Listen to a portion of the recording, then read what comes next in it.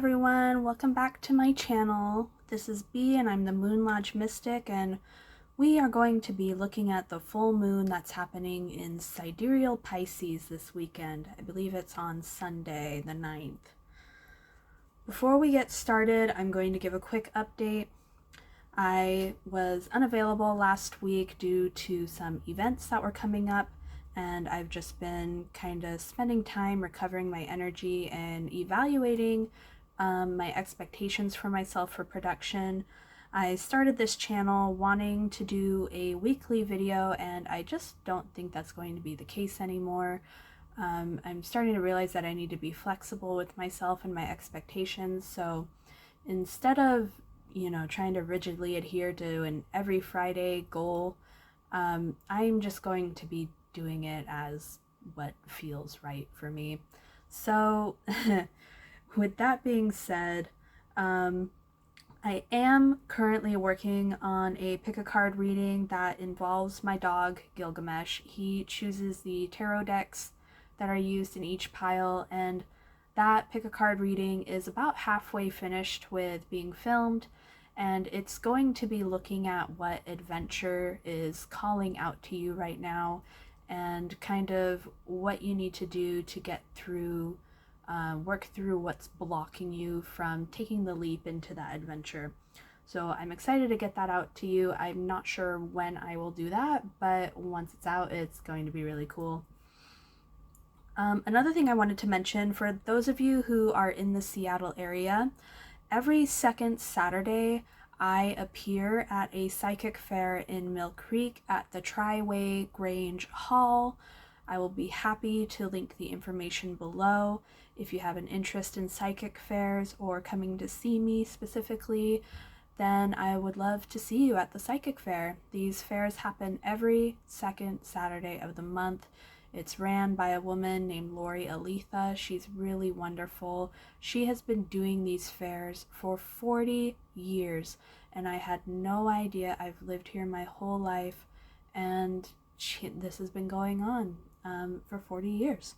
It's a really wonderful event. There are tons of vendors there, tons of psychic readers and tarot readers, as well as people vending actual physical goods like tarot decks or jewelry and other different things. Massage therapy is another one that I often see, and I think even some Reiki.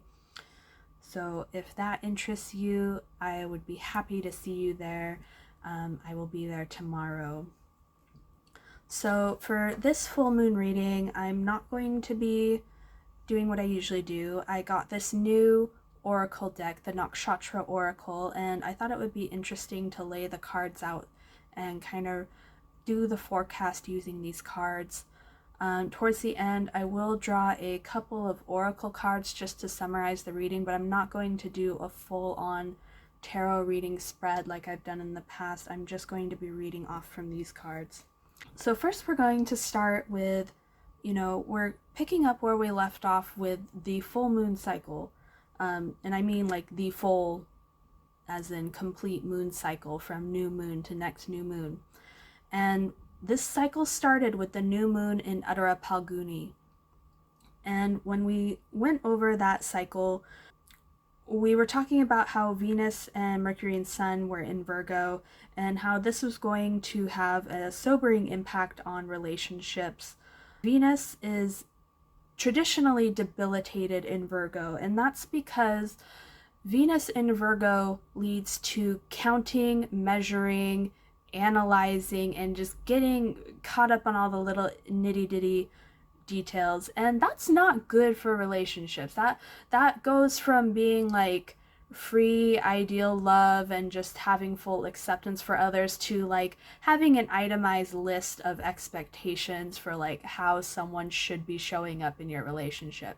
So that is why Venus is generally debilitated in Virgo. But we have Mercury also transiting Virgo right now, and Mercury is exalted in Virgo. And because Mercury is exalted in Virgo, and because the Sun is in Virgo and the Moon is in Pisces, which are Kendra or cardinal angles from the point of Venus, we have Nicha Banga, which is the cancellation of debilitation for a debilitated planet. And because of that cancellation, Venus is acting as if with the strength and dignity of being in her own sign. That being said, Venus is still in Virgo and is taking on those qualities of Virgo. So we're seeing a lot of discernment towards relationships. And building upon the previous themes of Uttara Palguni, we see people taking inventory in their relationships.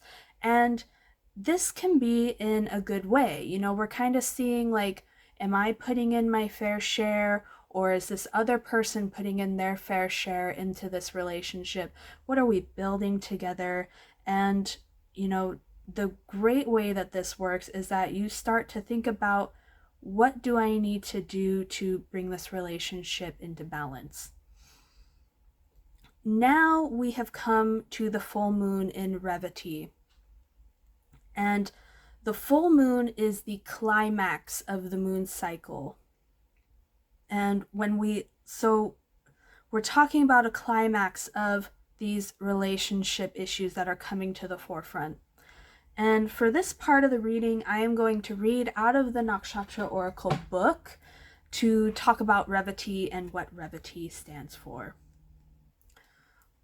Okay, here's the booklet, and now I will read from it.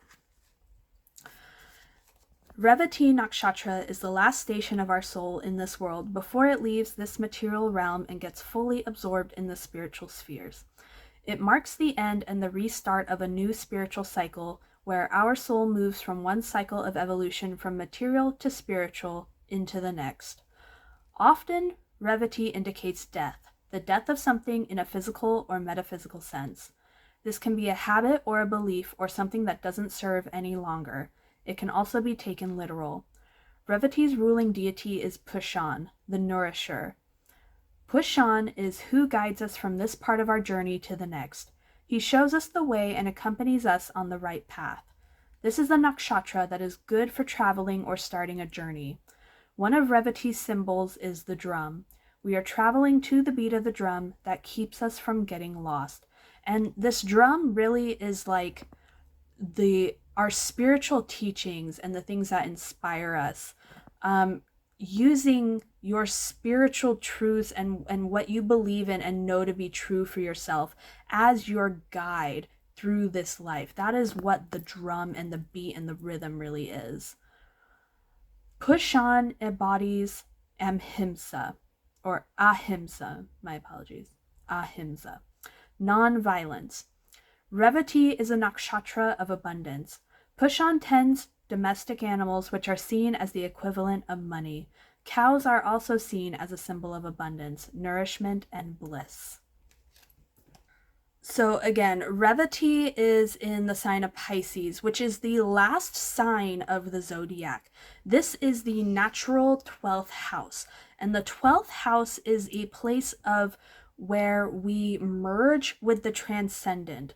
We lose ourselves, and that can come with an inherent fear of the loss of oneself. So there is fear to be faced in this sign of Pisces, the fear of losing your singular identity and merging with a greater cosmic consciousness, the unity or we consciousness. And in the context of relationships, this is also about merging with another person and going from I to we.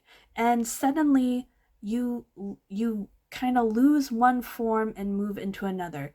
Now with relationships, we also retain our selfness. You know, we have some boundaries with relationships, and when you completely give yourself over to a relationship, that becomes codependency, where you have completely sacrificed yourself for another person. And that is kind of the downside or potential downside to this transit that could be getting stirred up by these energies that are moving through. The release that we're seeing with this Pisces Revati theme, you know, it could be about letting go of a relationship that you are finding is not in alignment with your spiritual truths and what matters to you and you know to be true and in need for your life. It could also be about letting go of beliefs or narratives or old stories that no longer fit with where you want to move and go towards in your life. And by letting go of that and embracing your spiritual truth, you are able to give yourself over to a relationship and strengthen bonds. During this transit, you could potentially be feeling turbulence or dissatisfaction with the people in your life. Because of this Venus and Virgo dynamic, you might be feeling like, oh, well, this person does this or this does that, and it's just irritating or agitating.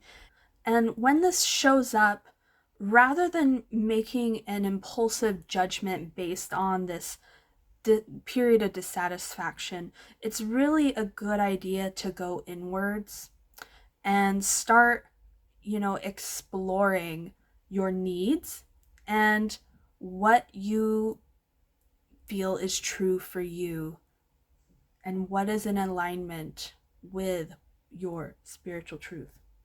Another thing to watch out with this transit is and this is, I have Saturn here because Saturn is giving an aspect to Pisces from Capricorn, which when you have the moon here, you can kind of start to feel burdened or agitated or, just kind of weighed down. And with that in play, you could be tempted towards escapism. This transcendent quality of Pisces and with Jupiter and the moon, there is like a desire to escape the shackles that Saturn is putting down and all of this material and detail-oriented stuff that's coming up in Virgo. So this could look like turning to drugs or alcohol. This could look like, honestly, like retail therapy, impulsive spending, overindulgence. It can also look like video games, getting really absorbed in the internet and stuff like that. That can be a form of escapism. And even spirituality, spiritual practice can be escapism. Having astral experiences or wanting to meditate because you just can't bear the weight of being in this material plane. I wanted to add also the risk of escaping into a relationship or the experience of merging with another person, which is what we do in the Pisces or 12th house type of dynamic, is we're merging with something greater than ourselves, is another huge risk factor with this transit. It's important to be aware of that and to really be examining where you might be tending towards escapism in your life. And when you notice that's coming up, try and just refocus yourself to your spiritual practice, not in the way that enables escapism, but in a way that allows you to get in touch with the part of you that desires so strongly to escape so that you can bring healing to that part. Another thing to note is,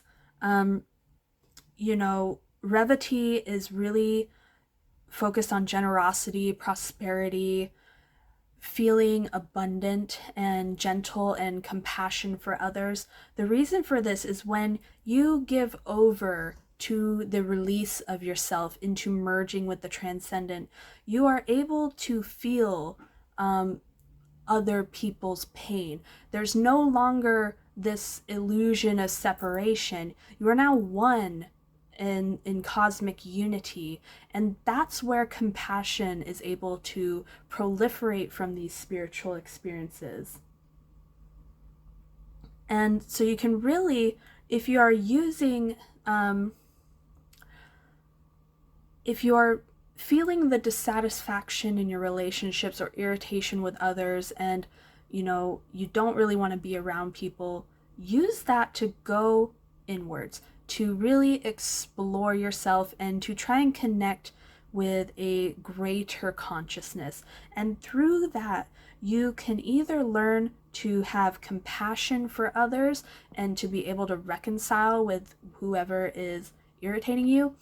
It can also look like having compassion for yourself and realizing that you are in a destructive pattern with someone. It can also look like being able to understand that the way someone is has nothing to do with you personally. And through that, you're able to release your attachment to that person and being attached and trying to control the way that they act towards you. Because you can't control other people, you can only control yourself. And that's where this aspect from Saturn is really great for supporting self-mastery and self-discipline. The thing to understand about Saturn is that, yes, the aspect to the moon is creating this sense of burdened, or it can be like kind of like a depression or something like that, but it's also giving this sense of deep focus and discipline. And Saturn's depression, an effect on the moon, is really calling you to deal with your crap, basically. It's not, he's not going to let you kind of get away with the escapism without there being consequences, basically. And that's why when we have an aspect like this from Saturn, it's really prudent to take advantage of it to kind of do the hard work. Because if you don't do that hard work, Saturn is just going to keep putting the pressure on you, and the cycle repeats.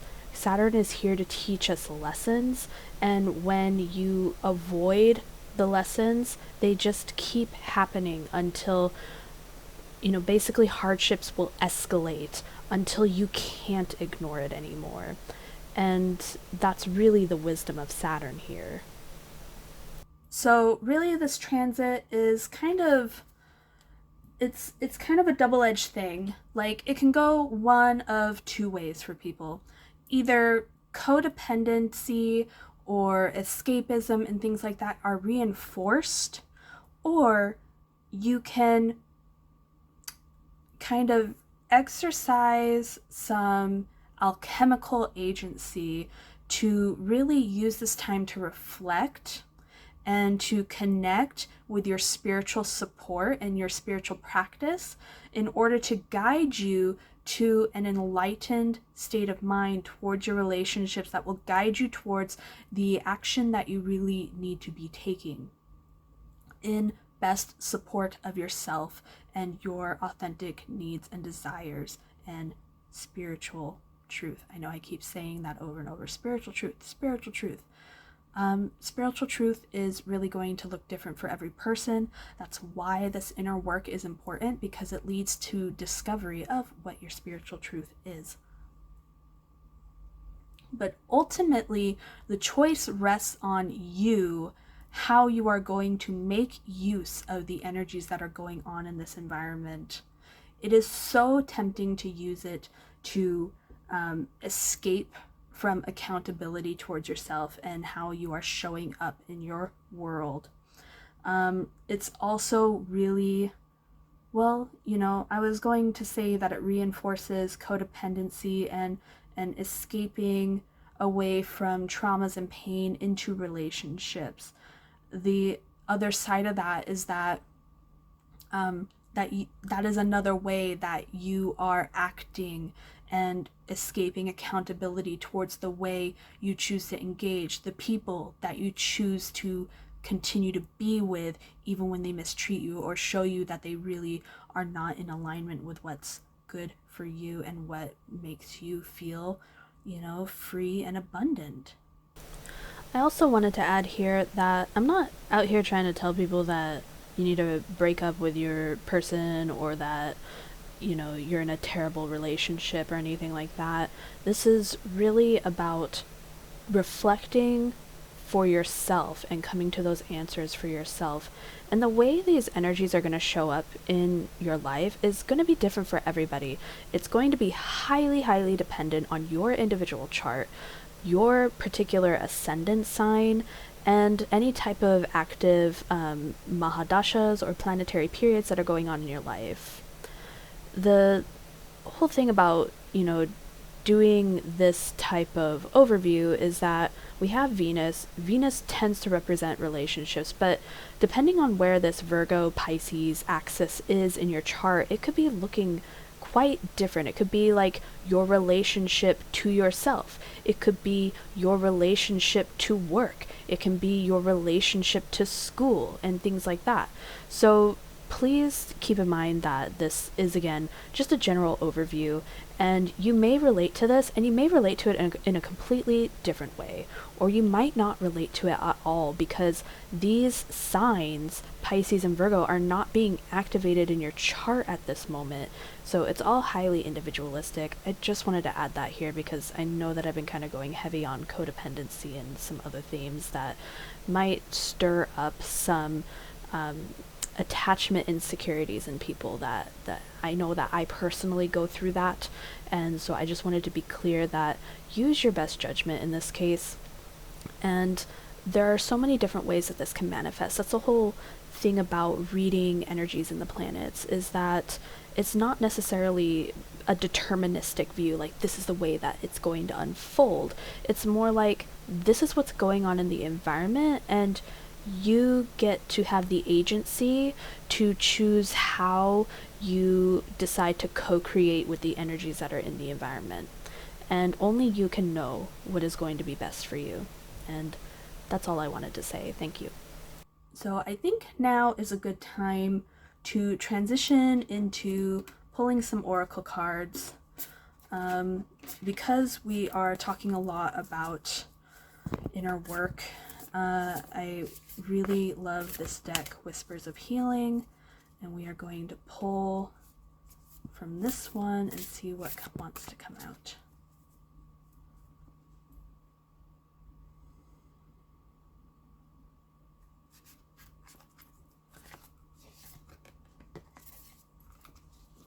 So we have this card, Respect. I'll put that in the center. And let's just read from the booklet for this one. So here's the booklet. During a healing process, it is vital to cultivate insightful awareness of your self-worth. Realizing you deserve praise and love makes you more able to give praise and love. Think about how you can deepen your self-respect. Consider someone you respect greatly and reflect on why you feel that way. Do you love yourself unconditionally? Do you have a self-deprecating sense of humor? It really isn't okay to have fun at your own expense. Do you take good care of yourself? This includes getting enough sleep, eating well, and exercising regularly. Are you able to make decisions for yourself based on your needs and wants? When you are in a healing process, having your own outlook and developing your perspective can carry you a long way. Stand up for whatever it is you believe in and be respectful of people that may have differing viewpoints. By gaining experience and improving yourself, you earn the respect of others. You will also respect yourself more. Respect is not something you acquire quickly or easily, but it will be an ongoing support, and your self-assurance will be unshakable. A beautiful goddess stands before an array of lilies and daisies. These flowers symbolize an abundance of energy and confidence. The lilies specifically indicate a period of growth. The goddess is surrounded by the light of her aura. The yellow color of her aura reflects her ability to claim her power. Her crown represents strength and power. These attributes can assist you while you boost your efforts to respect yourself more. When I was reading this, I kept thinking about the fact that Jupiter is aspecting the sun. The sun here is really about your sense of confidence. And here it says integrity, independence, courage.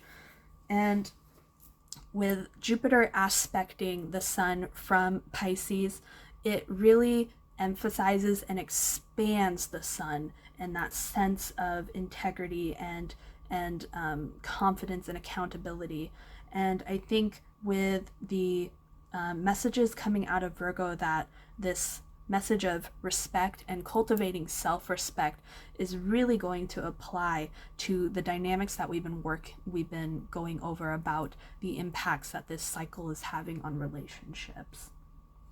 And now I'd like to pull a couple of self-care cards.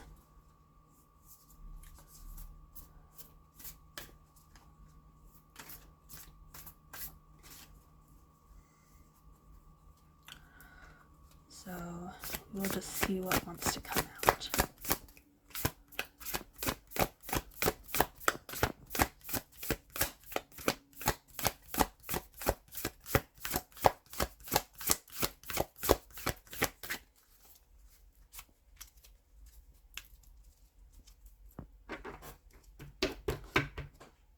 Okay.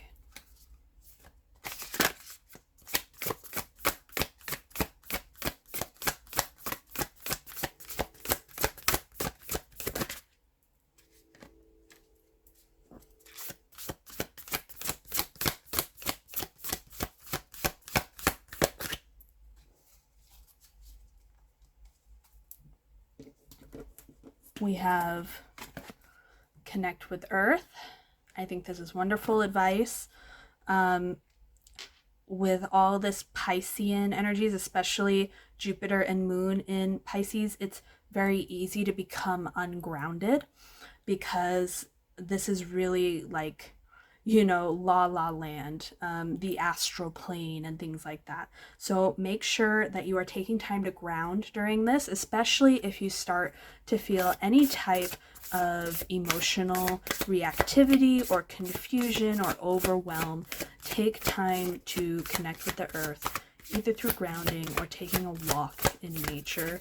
I especially love, it's starting to get a little cold, but in the Northwest, we've been actually kind of having a really warm October. So I like to stick my bare feet on the earth, or even like going towards some water, since we do have Pisces.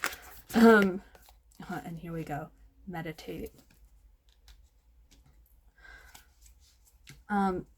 Even going to the beach and sticking your feet in the sand, if you're able to do that, that can be really therapeutic during this time. And again, meditation, I've already been saying that multiple times. Meditate, really go inwards and reflect and contemplate what's going on in your life. What is your role? What is the other person's role? Is what's going on between you two in alignment of what you know to be true and good and in interest of your greatest and highest good in this world? And what do you need to do to bring that back into alignment? That's kind of where this message is going. All right, so that is all I am seeing for this transit, and that's where I'm going to end it. It's a quick and dirty video for me. I'm just trying to get it out, really.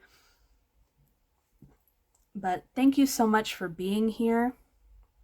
And again, I will see you when I next release a video. Trying to be flexible with myself, so I can't give you an exact time and date. But, even if I'm not putting out a video, I'm often putting out content on my blog. That's another one of the reasons why I've had to be more flexible with myself, is that I do more than just videos. I also write for a blog, and I also paint and create artwork on the side. So you might be seeing more variety of content coming out from me. And so that's why I really would invite you to sign up for my mailing list on my website, and to subscribe to this channel, and to check out my other social media platforms. I don't have a lot of social media for personal reasons, but I am on Tumblr, DeviantArt, and Goodreads, and I also have a Discord server if you ever want to connect with me personally. My Discord server is on my website, which is linked in the description. And that is it for this full moon. stay safe and try and stay grounded as best as you can, and have a great experience. Take care. Bye.